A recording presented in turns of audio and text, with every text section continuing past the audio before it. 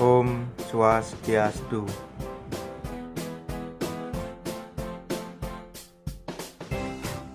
Sebelum masuk ke materi, saya akan membacakan tentang peta konsep dari materi yang akan dibahas, yaitu yang pertama, pengertian materi dan penggolongannya. 2. Perubahan materi jenis fisika dan kimia. Ketiga, unsur, senyawa, dan campuran.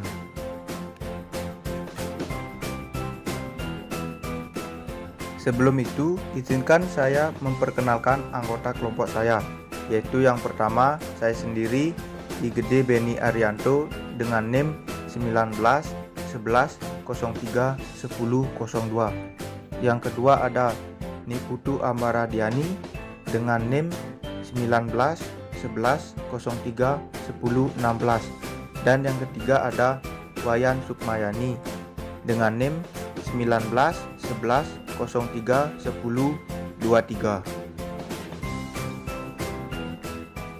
Baik, di sini saya Igede Beni Arianto akan membahas tentang materi pertama, yaitu definisi materi dan penggolongannya. Yang pertama ada definisi materi. Materi yang merupakan segala sesuatu yang memiliki massa dan volume. Materi juga menempati ruang tertentu berdasarkan sifat kimianya. Materi dibagi menjadi beberapa golongan atau lebih, dikenal sebagai klasifikasi materi, termasuk di dalam materi yaitu unsur, senyawa, dan campuran. Wujud dari materi di sini terdapat memiliki wujud padat, cair, dan gas. Yang kedua, penggolongan materi. Terdapat suatu penggolongan dari materi yang dimana materi terdiri dari zat tunggal dan campuran. Dalam zat tunggal terbagi menjadi unsur, senyawa, dan larutan yang disebut dengan campuran homogen. Dan pada zat campuran terbagi menjadi larutan, koloid, suspensi yang disebut dengan campuran heterogen. Baik, demikian materi yang dapat saya sampaikan. Materi selanjutnya akan dilanjutkan oleh rekan saya. Baik, di sini saya Wayan Sukmayani akan membahas materi yang kedua, yaitu tentang perubahan materi jenis fisika dan kimia. Yang pertama, perubahan fisika. Perubahan fisika adalah perubahan suatu zat yang tidak disertai dengan pembentukan zat yang jenisnya baru. Dalam perubahan wujud zat ada 6 jenis, yaitu yang pertama, mencair adalah peristiwa perubahan wujud zat dari padat menjadi cair. Yang kedua, membeku adalah peristiwa perubahan wujud zat dari cair menjadi padat. Yang ketiga, mengkristal adalah peristiwa perubahan wujud zat dari gas menjadi padat. Yang keempat, menyublim adalah peristiwa perubahan zat dari padat menjadi gas. Yang kelima, menguap adalah peristiwa perubahan wujud zat dari cair menjadi gas. Dan yang keenam, mengembun adalah peristiwa perubahan wujud zat dari gas menjadi cair. Baik, yang kedua ada perubahan kimia. Perubahan kimia adalah perubahan suatu zat yang menghasilkan zat baru.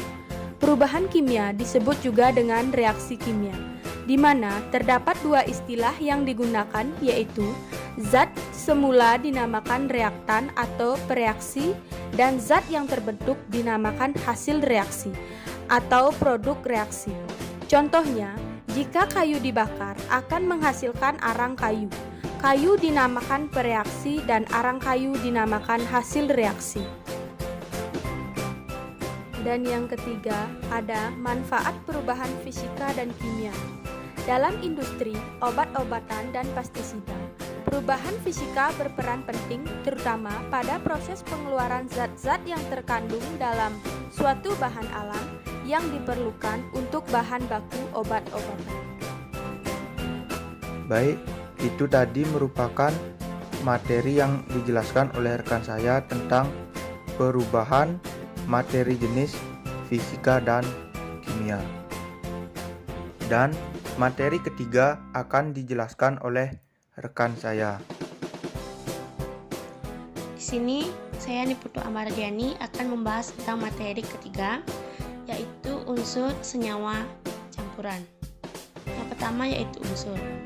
Berdasarkan sifat fisika dan sifat kimianya, unsur-unsur dibedakan menjadi 3 golongan, yaitu ada unsur logam, unsur non-logam, dan unsur semi-logam. Nah, yang pertama yaitu unsur logam.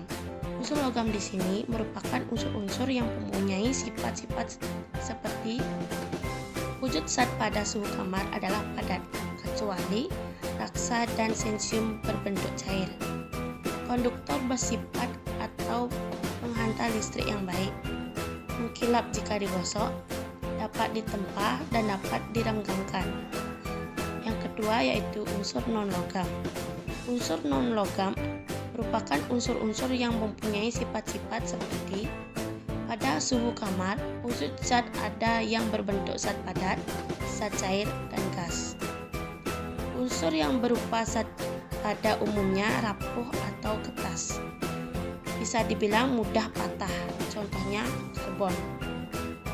Isolator bersifat atau tidak mengantarkan listrik, kecuali grafit atau karbon, dan tidak mengkilap meskipun digosok, kecuali intan. Yang ketiga yaitu unsur semilogam atau disebut metaloid, yang dimana unsur metaloid atau semilogam merupakan unsur-unsur yang mempunyai sifat peralihan dari logam ke non-logam, sehingga mempunyai sebagian sifat logam atau sifat non-logam. Selanjutnya itu ada senyawa. Senyawa merupakan zat tunggal yang dapat diuraikan menjadi 2 buah unsur atau lebih secara kimia. Di sini terdapat 3 jenis senyawa, yaitu yang pertama senyawa asam. Senyawa asam merupakan senyawa yang memiliki tingkat keasaman di bawah 7. Senyawa asam dapat mengubah kertas lakmus biru menjadi merah. Yang kedua, senyawa basa. Senyawa basa merupakan senyawa yang memiliki tingkat keasaman di atas 7. Senyawa basa dapat membuat kertas lakmus merah menjadi biru. Yang ketiga, yaitu garam. Garam merupakan senyawa yang dibentuk dari reaksi antara larutan asam dan basa. Selanjutnya ada indikator asam basa. Indikator merupakan bahan atau alat yang digunakan untuk menampilkan sifat suatu senyawa yang berisikan asam basa dan atau netral.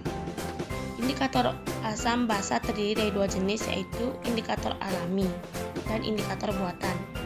Nah, indikator alami dapat diperoleh dari bagian tumbuhan berwarna, dapat berupa bunga, daun, buah, biji, atau akarnya. Contohnya seperti kunyit, bunga sepatu, kulit manggis, dan yang lainnya. Kedua, indikator buatan.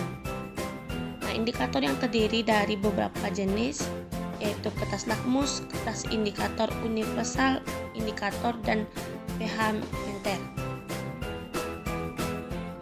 Selanjutnya, yang ketiga yaitu campuran. Nah, suatu zat atau materi yang terbentuk dari penggabungan 2 zat tunggal atau lebih dengan perbandingan yang tidak tetap. Contohnya, air dan gula, air dan garam, air dan pasir, dan yang lainnya. Di sini campuran terdiri dari 2 jenis, yaitu campuran homogen dan campuran heterogen.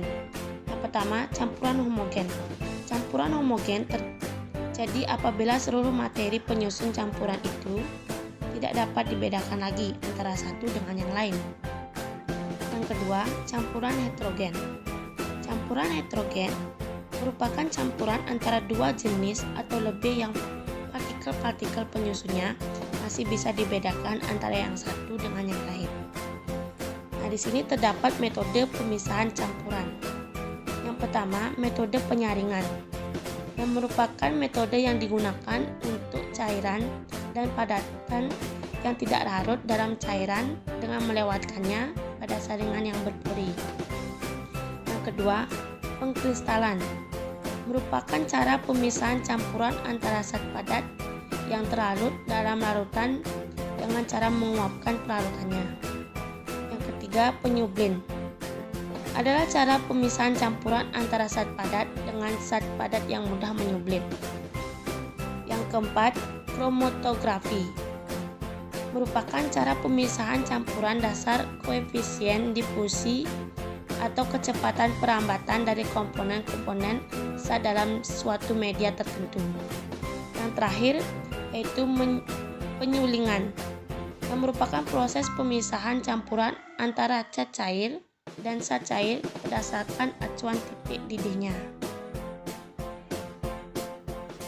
Baik, itu tadi merupakan materi yang dijelaskan oleh rekan saya tentang materi ketiga, yaitu unsur, senyawa, dan campuran.